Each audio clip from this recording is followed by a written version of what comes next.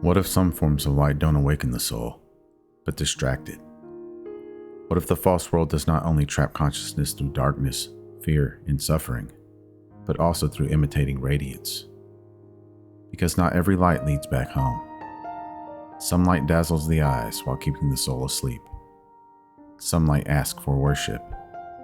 Some light gives you visions, signs, and spiritual importance, but quietly keeps your consciousness outside of itself. But the monad is different. The monad does not perform. The monad doesn't demand. The monad doesn't need your worship, your fear, or your submission. The monad is not trying to convince you that it is divine. It is the absolute fullness behind all true light.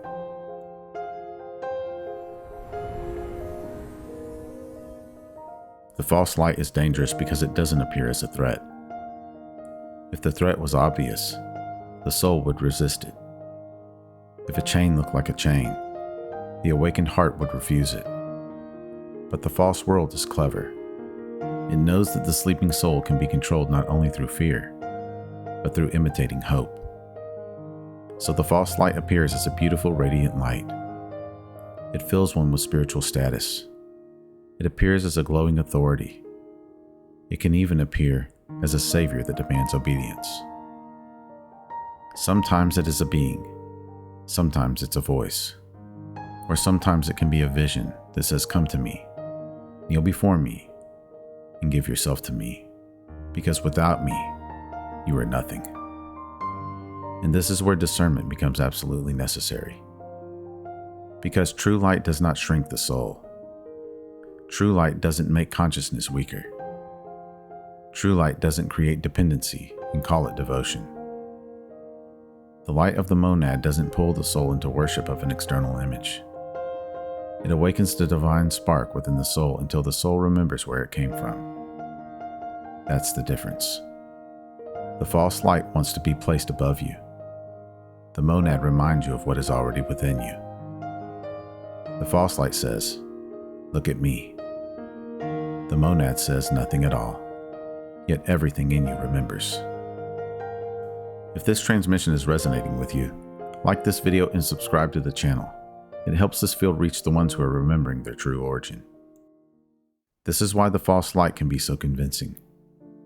It often speaks the language of transcendence while building the same old prison.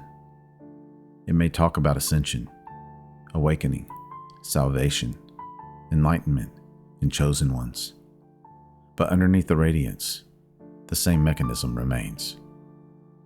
You are still reaching outward. You are still giving your authority away. You are still waiting for something outside of you to declare that you are worthy. And as long as the soul waits for permission from outside of itself, the false rulers remain in control. The Archons don't only rule through fear, they rule through imitation. They cannot create true light, so they mimic it. They cannot become the monad, so they build spiritual systems. They can't awaken the divine spark, so they offer artificial fire. They can't allow the soul to know its origin, so they offer it identities. And many people mistake the glow of the false light for the radiance of the source beyond all worlds. But the soul knows the difference when it becomes still. Because the false light agitates. It excites the ego. It makes the seeker feel special, chosen, above others, or dependent on some external force. It creates hunger. It creates spiritual anxiety. It says, "You are almost there, but not yet. Keep chasing. Keep proving. Keep obeying. Keep looking outside of yourself." But the monad doesn't do this. The presence of the monad brings a different kind of knowing. It's quiet. It's full. It doesn't inflate the ego, and it does not shame the soul.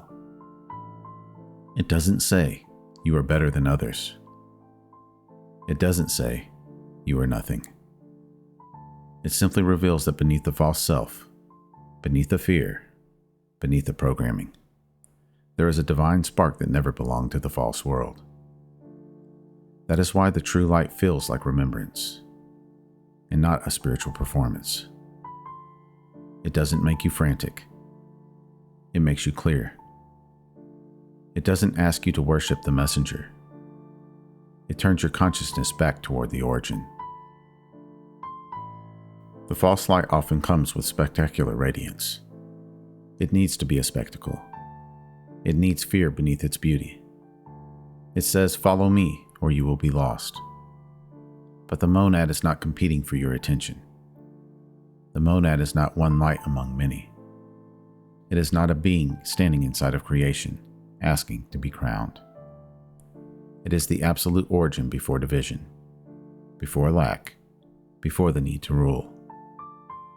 The Demiurge rules with fear because it is incomplete. The Archons manipulate through pain because they are cut off from true fullness. The false light demands worship because it has no true authority of its own. But the monad doesn't need a throne. The monad does not rule by force. The monad does not control the soul. The monad simply is.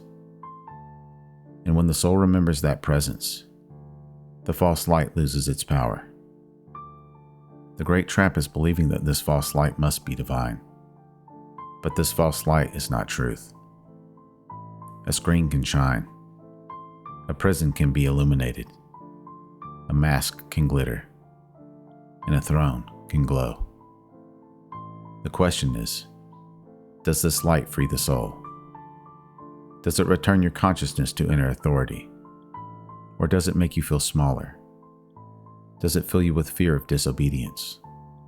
Does it demand that you abandon your own inner knowing? This is where discernment becomes important.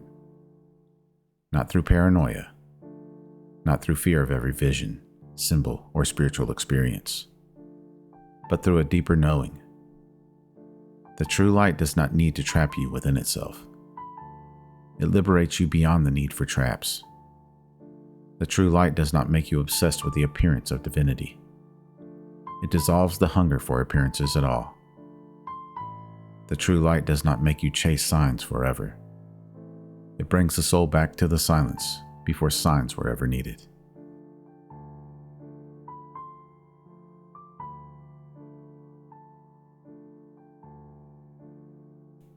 And this is where the path becomes empowering. Because you don't need to resist every false light. You don't need to fear every illusion. You don't need to become suspicious of every beautiful, radiant being. You only need to remember the light that frees the soul. The light of the monad does not flatter the ego. It awakens the soul. It doesn't give you a costume to masquerade in. It removes the mask. It doesn't make you feel spiritually superior. It makes you honest and humble. It does not tell you to worship an image of God. It reveals the origin beyond the image. This is why the false light cannot lead the soul home. It can lead the mind into fascination. It can lead the ego into identity. It can lead the seeker into endless searching. But it cannot return the soul to the monad, because the false light itself is still inside the divided realm. It still belongs to the architecture of separation. It still depends on distance between you and the divine. But the monad ends that distance. Not by pulling you into fantasy, but by awakening the divine spark buried beneath the false self. This is the sacred reversal. The soul stops seeking an external God of light and begins realizing the light within me recognizes the true origin of existence. Because the divine spark knows. Even if the mind is confused, the divine spark knows. Even if the false world tempts the soul, the divine spark knows. Even if imitating radiant light surrounds you, the divine spark knows the difference between spectacle and truth.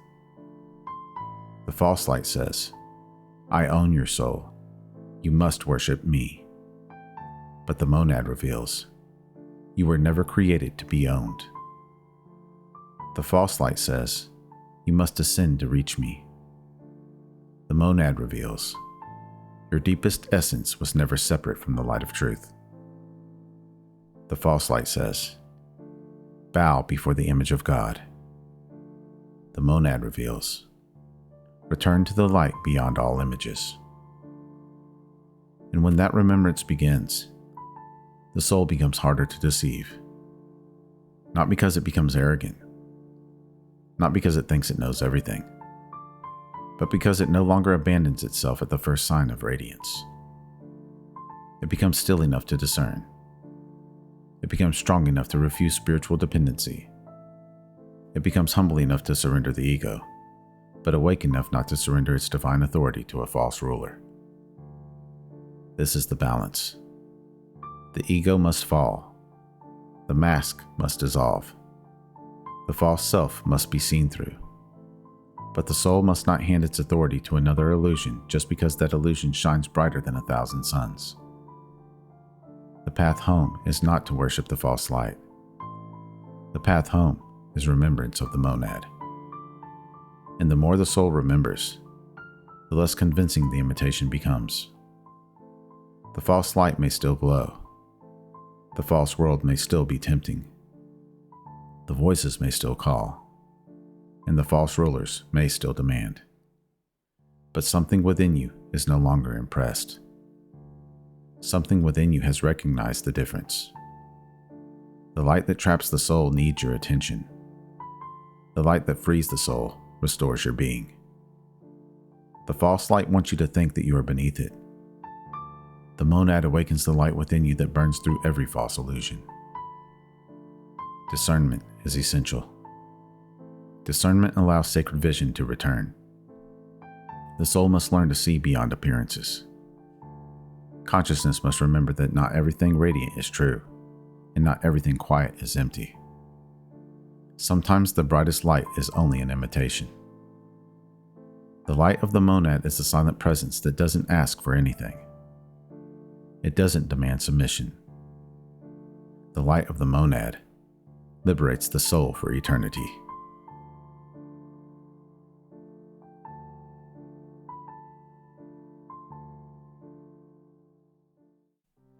If this transmission resonated with you, like this video, subscribe to the channel, and share it with someone who may be starting to see through the illusion but doesn't yet have the words for it.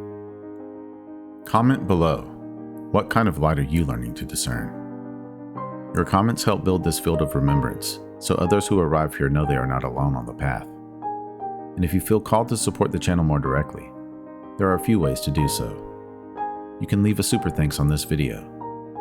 Buy me a coffee at buymeacoffee.com/magnumopus333, or you can visit the Magnum Opus 333 store on Teespring. The links are in the description below. And if you want to go deeper with this work, consider becoming a channel member. Memberships help sustain these transmissions and supports the creation of deeper monad-centered content for those who feel called to this path. Remember, your consciousness is the key that unlocks reality. Let's keep unlocking it together. Thank you for watching. Until next time.